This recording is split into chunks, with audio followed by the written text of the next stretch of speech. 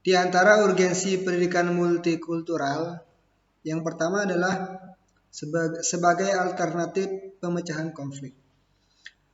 Kita ketahui bersama bahwa kita belajar pendidikan multikultural ini dalam rangka memahami keragaman yang ada di Indonesia.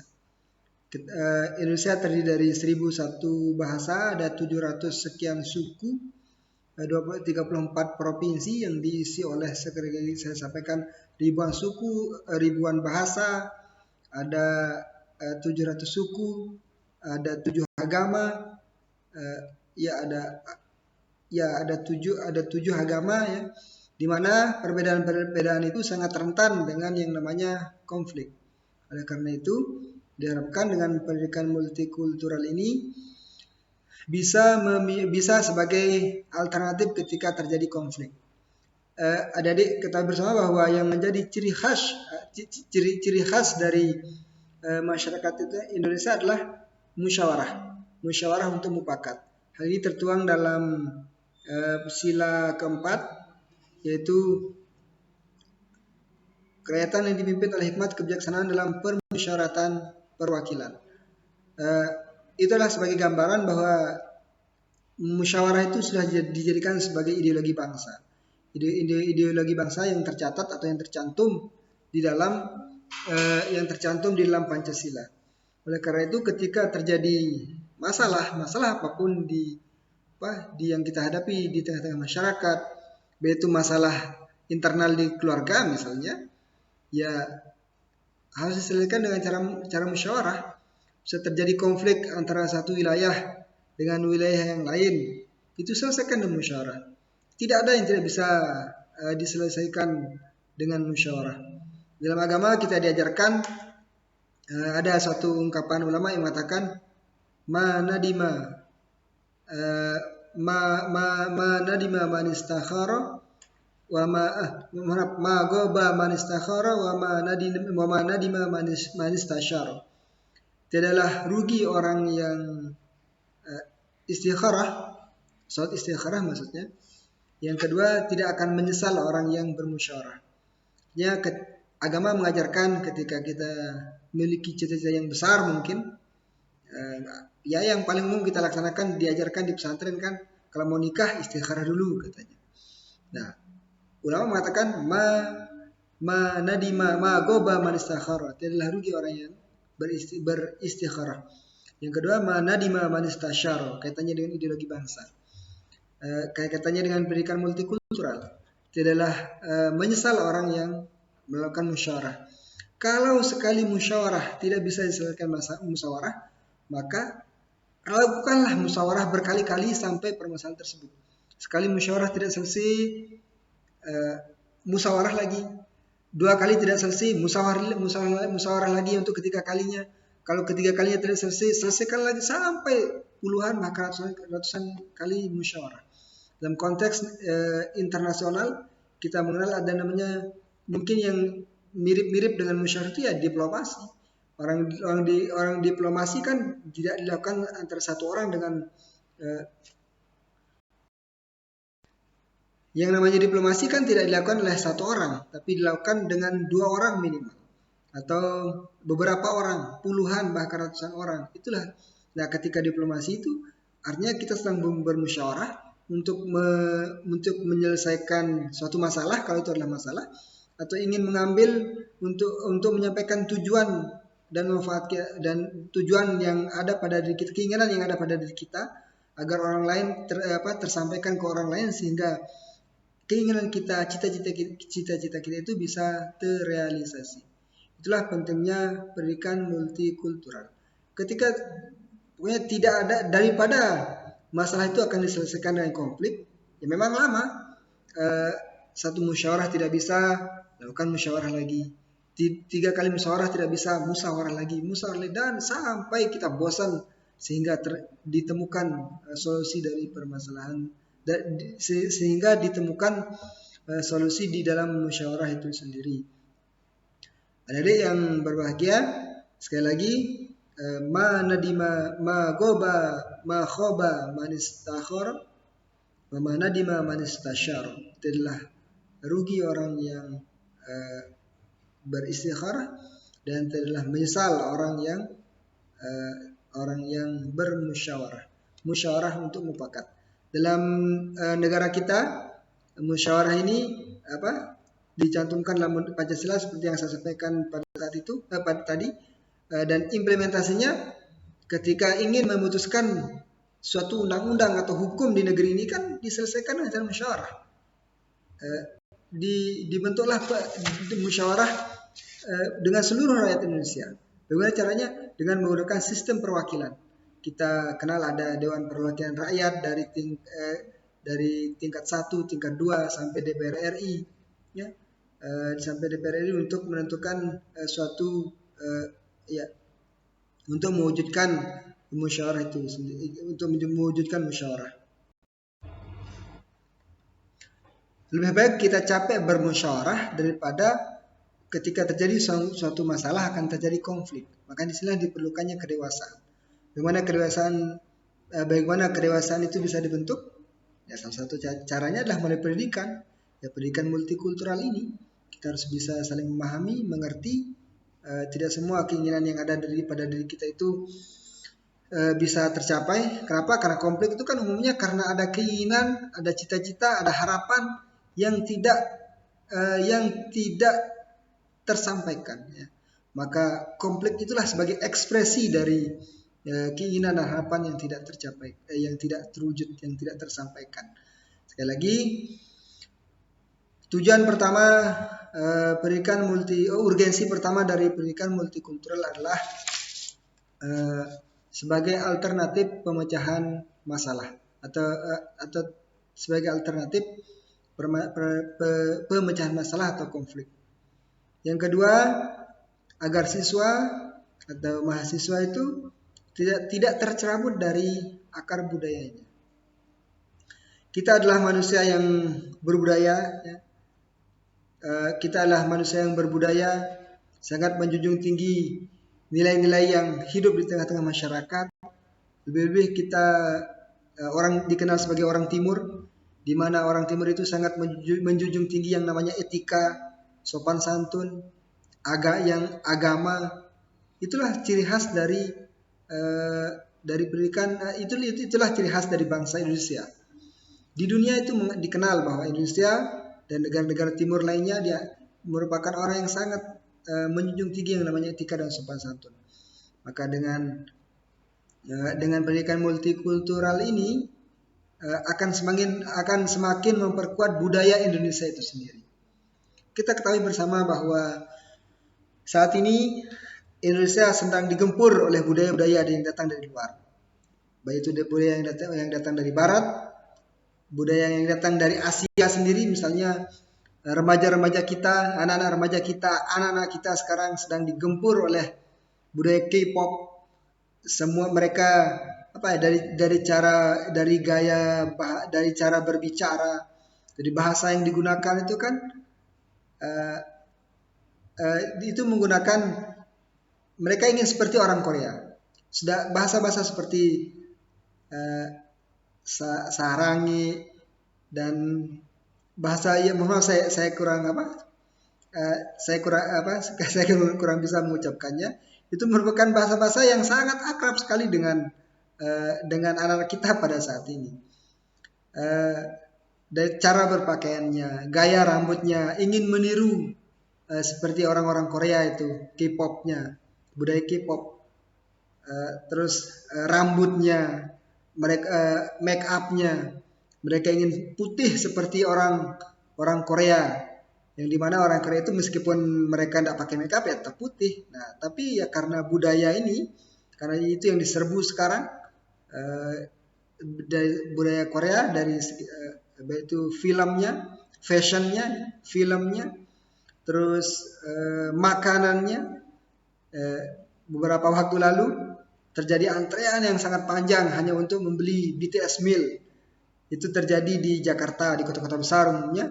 Itu orang harus sampai berjam-jam, bahkan sampai menginap di suatu gerai makanan tertentu hanya untuk mendapatkan BTS meal. Kira-kira di Korea seperti itu enggak ya? Misalnya budaya Indonesia, orang antri di Korea itu untuk beli nasi Padang misalnya. atau untuk beli nasi goreng orang antri di California atau di Washington DC misalnya. Kira-kira bisa nggak seperti itu ya budaya budaya Indonesia yang laku di dunia luar?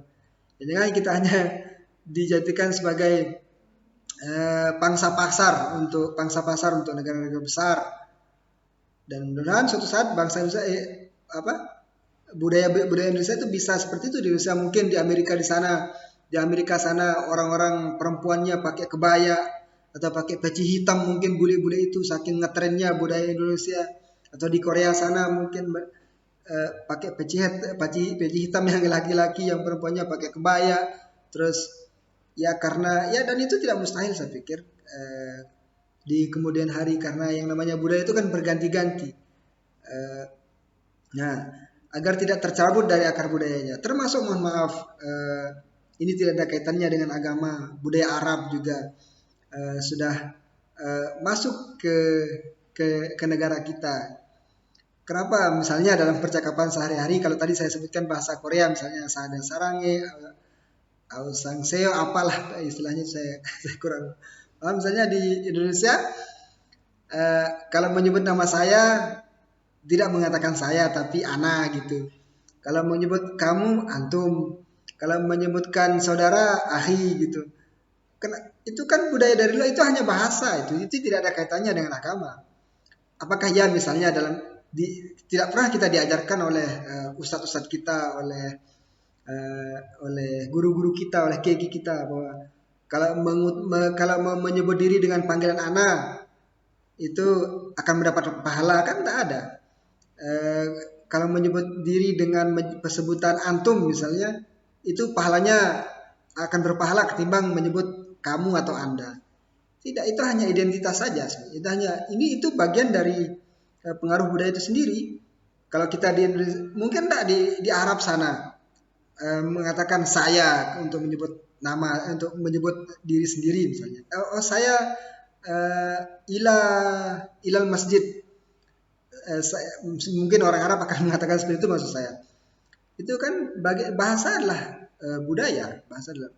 Cuma karena Islam itu berasal dari Arab ya, dan menggunakan bahasa Arab untuk sumber-sumber hukumnya, sehingga kita menganggap mungkin bahasa Arab itu adalah bahasa yang suci karena menggunakan bahasa Arab. Lebih karena bahasa agama gitu. Lebih di Arab kan, kalamu ahlul jannah, ada hadis waktu saya di pesantren diajarkan oleh tuan guru saya, oleh kiai saya, bahwa ahibul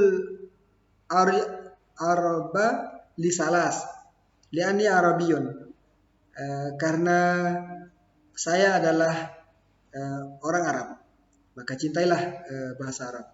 Rasulullah kan orang Arab. Yang kedua, likalamil Quran Arabiyun, karena bahasa yang digunakan dalam Al-Quran itu adalah bahasa Arab. Yang ketiga, wakalamu ahlul jannati fil jannah Arabiyun, perkataan orang nanti di surga itu menggunakan bahasa Arab, bukan bahasa Indonesia, bukan bahasa Inggris, bukan bahasa Mandarin. Itu dalam teologi kita. Akan tapi ini hadis ini tidak bukan sebagai justifikasi bahwa bahasa Arab itu adalah bahasa yang suci. Saya pikir bahasa itu sama saja, mau bahasa Indonesia mau bahasa Arab. Percuma Anda menggunakan bahasa Arab, misalnya kalau kelakuan Anda bejat, atau kita menggunakan bahasa Arab tapi kelakuan kita tidak sesuai dengan Al-Quran dan hadis Nabi. Bahasa hanyalah identitas. Bahasa hanyalah identitas yang tidak akan menjamin kita untuk masuk surga. Penggunaan bahasa pada saat ini ya seperti yang saya sampaikan tadi itu, ana, antum, itu kan hanya bahasa sehari-hari yang kita adopsi dari bahasa luar yang merupakan budaya luar. Kalau Indonesia ya saya, kamu, kalian, saudara, bukan ukhti, bukan akhi. Nah, makanya diharapkan dengan pendidikan multikultural ini kita harus bangga dengan budaya kita. Kita harus bangga dengan bahasa kita. Kita harus bangga dengan apa yang dimiliki, dan ini yang digalakkan pemerintah sekarang kan. Ketika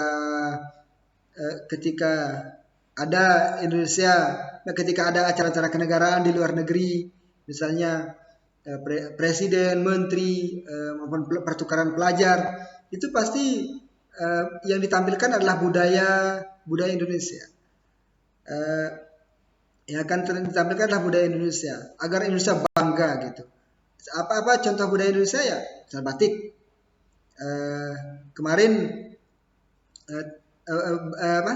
Ketika salah seorang pemain Indonesia yang bermain di Belanda, si Bagas Kahvi kalau tidak salah, Bagas Kahvi kalau salah namanya, itu kan ketika tanda tangan kontrak atau ketika dipromosikan oleh timnya di sana, itu menggunakan batik agar orang tahu bahwa ini batik ini berasal dari Indonesia. Contoh yang kedua ada naturalisasi pemain tim nasional dari Belanda, Jordi Amat. Jordi Amat, kalau saya dari Belanda kalau tidak salah.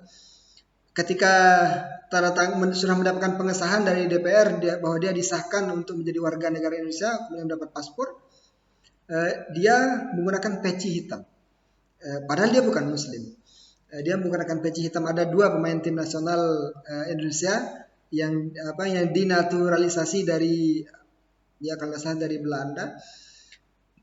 Pada saat pengukuhan atau dipanggil oleh PSSI, mereka menggunakan peci hitam. Itu adalah bagian dari budaya. Dan sekarang sedang terjadi sedang berlangsung perhelatan sepak bola di Qatar, Piala Dunia 2022 di Qatar. Ketika tim nasional dari masing-masing negara sampai di Qatar, waktu turun dari pesawatnya, kita bisa melihat apa yang ditampilkan oleh mereka pertama kali. Jadi ditampilkan adalah budaya mereka. Saudi Arabia datang ke pada saat tiba di bandara itu menggunakan jubah dengan sorbannya, terus ya dengan tampilan keren sudah, dengan budaya dengan khas Arabnya. Terus ada timnas Afrika, yang ada tim nasional dari negara-negara Afrika maksud saya, ada Senegal, ada Kamerun, mereka rata-rata menggunakan pakaian khas dari negara mereka. Dan kita berharap suatu saat Indonesia akan masuk Piala Dunia, dan saya yakin ketika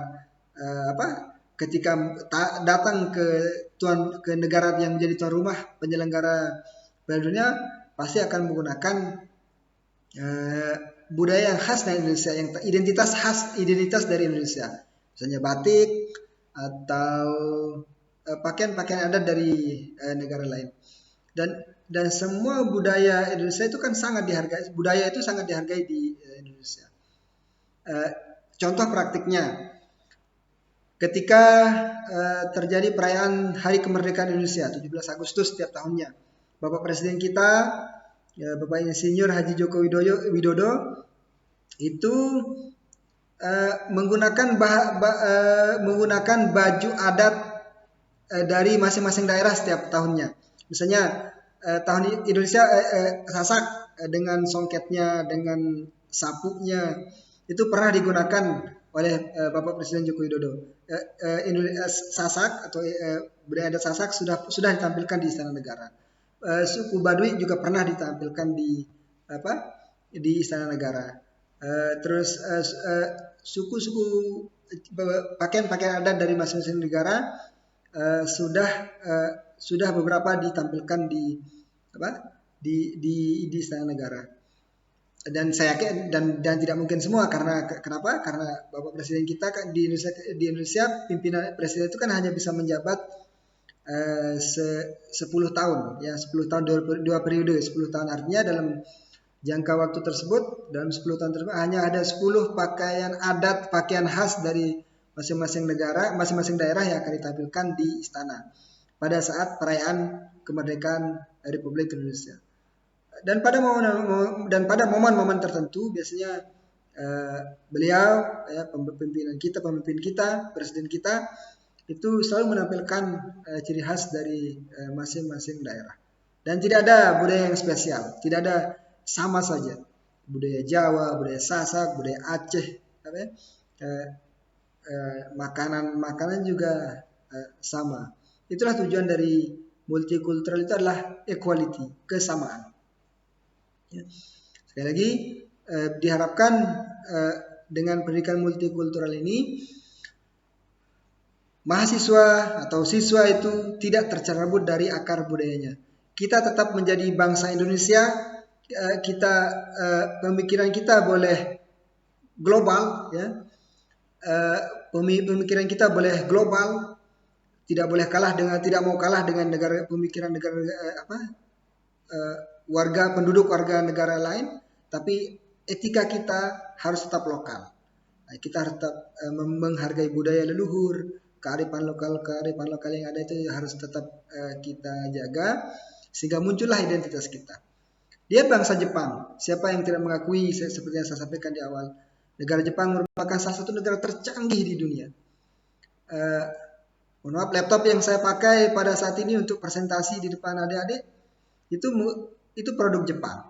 Kendaraan yang saya pakai produk Jepang. Mesin cuci yang dipakai produk Jepang. Kulkas dan produk-produk yang lain itu adalah produk Jepang. Artinya semua mengakui itu adalah hasil budaya Jepang. Akan tetapi Jepang dengan kecanggihannya, dengan kemajuannya pada saat ini dalam penanganan gempa, ya, saat ini sedang terjadi gempa di Cianjur, saudara-saudara kita terkena di sana. Jepang merupakan salah satu negara dengan antisipasi gempa terbaik, dengan penanganan gempa terbaik di dunia. Kenapa? Karena posisi kita di Jepang sama sebenarnya, mirip-mirip, cuma lebih parah di Jepang. Dari segi letak geografis yang kita berada di atas cincin api, ring of fire, itu artinya negara yang sangat rentan terkena dampak gempa. Dengan kecanggihan yang dimiliki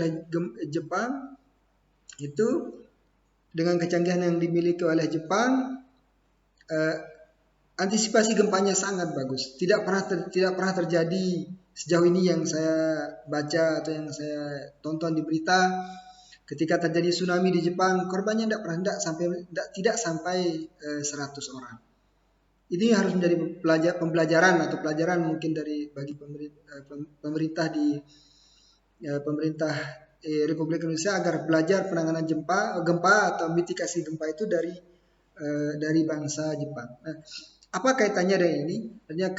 Meskipun negara Jepang itu adalah negara yang maju, negara yang canggih, negara yang teknologi tinggi, tapi budaya Jepang itu tetap menjadi identitas mereka, dengan samurainya, dengan pakaian kimononya, dengan payung khas Jepangnya. Itu kan budaya orang Jepang yang sangat menghormati orang lain, bagaimana mereka menunduk ketika bertemu untuk menghormati orang lain. Itu kan bagian dari budaya Jepang. Nah, diharapkan Indonesia akan seperti ini. Indonesia akan menjadi negara maju, Indonesia akan menjadi negara hebat, menjadi kekuatan ekonomi nomor 1 di dunia suatu saat nanti, mudah-mudahan. Tapi tetap dengan identitas Indonesianya. Dan identitas Indonesianya yang sopan, yang menghargai sopan santun, menghormati orang tua, terus peduli dengan sesama, bermusyawarah ketika terjadi konflik. Tidak konflik itu diselesaikan dengan masalah, misalnya ketika ada masalah langsung diselesaikan dengan konflik, bunuh-bunuhan misalnya seperti yang terjadi puluhan tahun silam. Indonesia memiliki sejarah kelam terkait dengan multikulturalnya, bagaimana tragedi Poso, tragedi Sampit, tragedi Ambon yang ratusan ribu nyawa hilang, ya, yang ribuan nyawa hilang sia-sia karena sebenarnya permasalahan yang tidak semestinya terjadi, dan itu sangat disayangkan. Bangsa Indonesia harus belajar dari itu. Jangan sampai hal seperti itu, tragedi kelam yang tadi itu akan terulang kembali di masa depan, ya, jangan sampai hal-hal seperti itu terulang di masa-masa yang akan datang, sehingga anak cucu kita, cukuplah kita yang sudah tua-tua ini yang mengetahui, yang menyaksikan tragedi tersebut. Jangan sampai ke anak cucu kita. Ya. Inilah tujuan dari pendidikan multikultural itu, yaitu agar siswa atau mahasiswa itu tidak tercerabut dari akar budayanya, tetap dengan identitas keindonesiaannya. Budaya Sasak harus menghargai budaya Jawa, Jawa harus menghargai budaya Sunda. Terus budaya yang ada di Sumatera sana, Kalimantan, Papua dan sebagainya. Harus saling menghargai. Kemudian budaya lokal ini kita tampilkan di ranah global, ya. Kita tampilkan di ranah global, sehingga ketika melihat itu bahwa orang Indonesia itu seperti ini. Orangnya ramah-ramah, orangnya baik-baik, tidak suka kriminal, ya, tidak suka melakukan kriminal. Ketika ada tamu dari asing, mereka dihargai, dihormati dan sebagainya. Kira-kira seperti itu. Selanjutnya adalah yang ketiga, sebagai landasan pengembangan pendidikan nasional. Bahwa pendidikan nasional kita itu disusun, diimplementasikan itu dengan multikultural, dengan berdasarkan budaya-budaya yang berlaku di wilayah, di suatu wilayah. Dalam implementasi pengembangan pendidikan nasional di Provinsi Nusa Tenggara Barat misalnya, Dinas Pendidikan dan Kebudayaan Provinsi itu menggelar namanya Sabtu Budaya. Nah, dalam implementasinya ini khususnya dilaksanakan di pendidikan menengah, tingkat SMA, SMK, MA. Itu ada namanya Sabtu Budaya. Pada Sabtu Budaya itu siswa-siswa tidak belajar secara formal di kelas, melainkan melakukan sesuatu yang kaitannya dengan budaya. Misalnya menampilkan tarian lokal, lagu lokal, terus di sana ada gotong royong, ya. Masing-masing guru, semua guru di suatu satuan pendidikan itu bergotong royong bersama siswa untuk membersihkan sekolahnya, untuk melestarikan lingkungan. Itu kan bagian dari budaya itu, budaya bangsa Indonesia. Mereka diajarkan langsung, ya, dengan praktek langsung, pembacaan puisi, terus musik tradisional di suatu wilayah. Itu adalah bagian dari multikultural yang diimplementasikan dalam sistem pendidikan kita, dalam sistem pendidikan nasional kita. Nah, sangat luhur sekali, kalau di jenjang pendidikan dasar, ya, pendidikan dasar itu SD dan SMP, itu diimplementasikan seperti ini. Anak-anak pada setiap tanggal 15 setiap bulannya, ya, per tanggal 15 di setiap bulannya, itu pakaiannya bukan menggunakan pakaian sekolah, ya, bukan menggunakan pakaian sekolah, seragam sekolah maksud saya, seragam yang biasa, misalnya hitam putih atau putih abu yang pramuka, akan tapi menggunakan baju lokal. Kalau saya di Lombok Tengah itu menggunakan kebaya, menggunakan sapu bagi ikat kepala bagi yang laki-laki, dan pokoknya khas budaya Sasak gitu pada per tanggal 15-nya. Itu merupakan adopsi dari pendidikan multikultural itu sendiri, agar bangsa Indonesia, agar rakyat Indonesia cinta dengan budayanya. Dan yang seperti ini yang mulai tergerus sekarang. Salah satu budaya Sasak, ya, salah satu budaya Sasak itulah dalam bahasa sehari-hari panggilan untuk orang tua. Orang tua kalau di Sasak itu misalnya ayah itu dipanggil ama, kalau ibu dipanggil ina. Ini yang mulai hilang sekarang di masyarakat kita. Para orang tua apalagi sudah merasa diri berpendidikan, apalagi di kota-kota itu sudah tidak ada yang dipanggil ama. Semua rata-rata dipanggil minimal bapak, Kalau dia anak orang pesantren, dia dipanggil abi, umi, mama, ibu, dan yang penting bukan ina dan ama gitu. Kenapa? Karena itu dianggap kolot. Nah ini yang jadi masalah sebenarnya. Dan mungkin 10 atau 20 tahun yang akan datang, panggilan ama, ina itu sudah akan lenyap dari bumi Sasak ini. Artinya kita tidak percaya diri dengan budaya kita, ya. Kita kurang percaya diri dengan budaya kita. Apa penyebabnya? Ya karena itu mungkin coba ini dimulai dari pejabat-pejabat kita, mungkin misalnya sekelas bupati, bupati tidak ada bupati yang dipanggil lama. Bupati misalnya kalau dimulai dari yang tinggi, dari elit dulu yang duluan, saya yakin ini bisa digerakkan kembali di masyarakat kita. Misalnya bupati dia dipanggil lama, gubernur dipanggil lama. Kalau gubernurnya orang luar Lombok, misalnya dari Jawa, dari Sumbawa, dari Pulau Sumbawa misalnya, ya dipanggil dengan sebutan apa? Saya kurang tahu apa panggilan bapak untuk orang Sumbawa itu.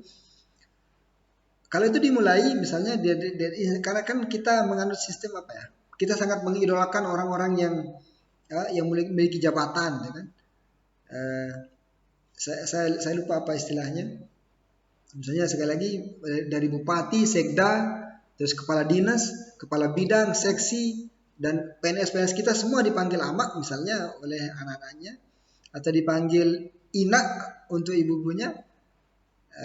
Saya yakin masyarakat kita secara pelan-pelan pasti akan mengikuti itu.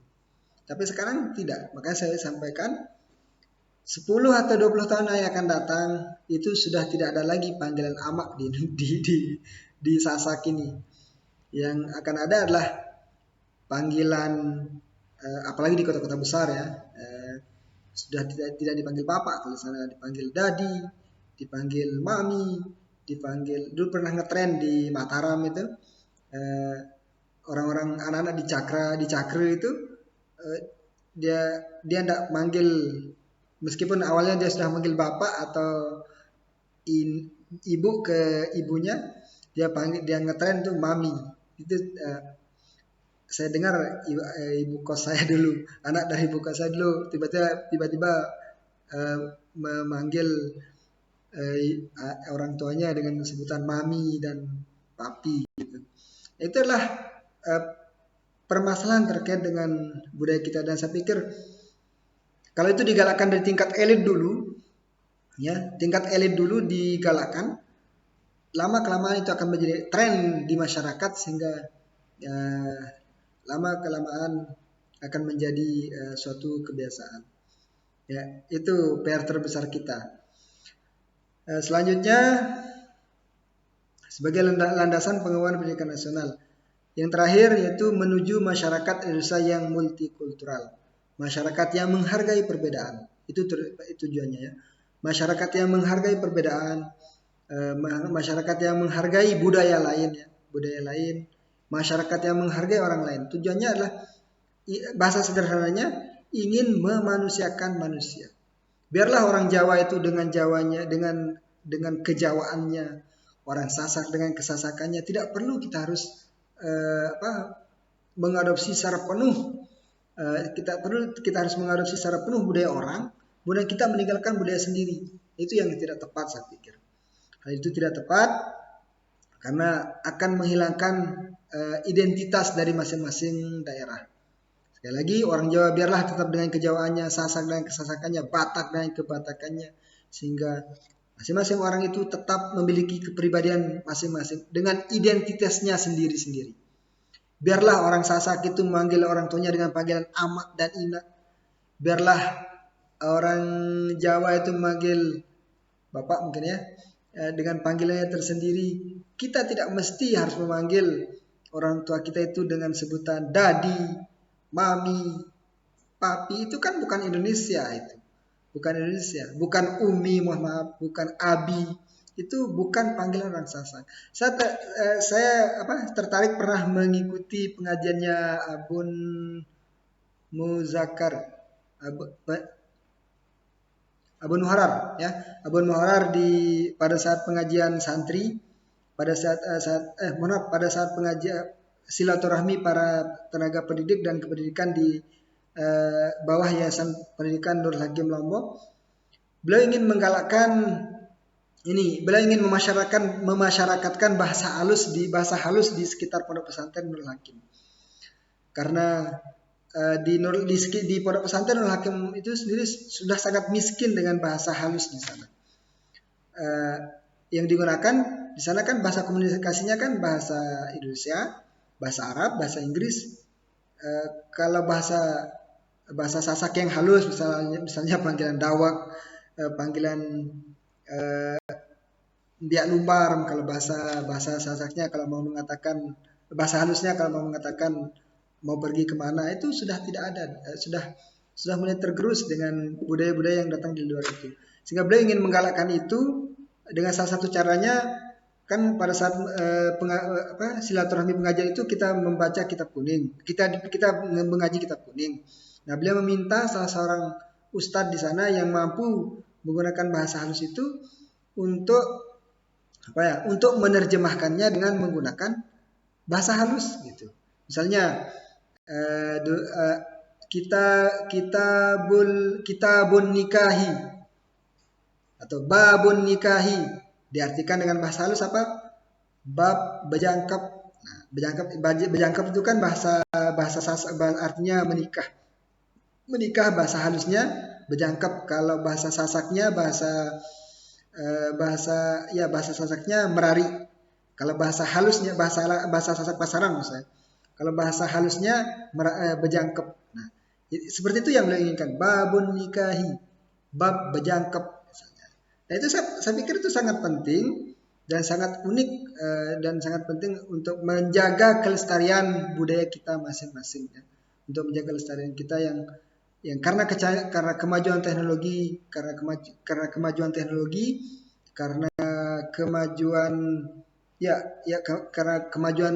era pada saat ini, sehingga budaya-budaya lokal itu akan tergerus dengan budaya yang datang dari luar, yaitu luar dalam konteks lokal maupun dalam konteks global. Seperti yang saya sampaikan tadi itu ada budaya barat ya, budaya barat yang mulai menggerus budaya Indonesia. Ada budaya Asia, misalnya Asia itu saya sebutkan Korea dan Timur Tengah, itu kan sudah masuk di Indonesia. Sehingga kalau digempur dengan budaya yang tadi itu hilanglah. Kalau kita tidak mengantisipasinya dengan baik dan benar, maka akan hilanglah jati diri dari bangsa Indonesia itu sendiri. Akan hilanglah jati diri budaya bangsa Indonesia. Kira-kira itu pentingnya pendidikan multikultural. Mungkin hanya ini yang kesimpulannya. Ada 4 urgensi dari pendidikan multikultural. Yang pertama sebagai alternatif pemecahan masalah atau konflik. Yang kedua agar siswa atau mahasiswa tidak tercerabut dari akar budayanya. Yang ketiga sebagai landasan pengembangan pendidikan nasional. Yang terakhir adalah menuju masyarakat Indonesia yang multikultural. Baiklah adik-adik mahasiswa Institut Agama Islam Nurul Hakim yang saya cintai dan yang saya banggakan. Hanya ini yang bisa saya sampaikan. Mohon maaf kalau pada perkuliahan kali ini saya tidak bisa mengisinya secara langsung. Dan insya Allah kita akan lanjutkan pada pertemuan yang akan datang. Kita tutup perkuliahan kita pada kesempatan kali ini dengan bacaan hamdalah dan kafaratul majlis. Alhamdulillahirabbil alamin. Subhanakallahumma bihamdika asyhadu an la ilaha illa anta astaghfiruka wa atubu ilaik. Sekian, assalamualaikum warahmatullahi wabarakatuh.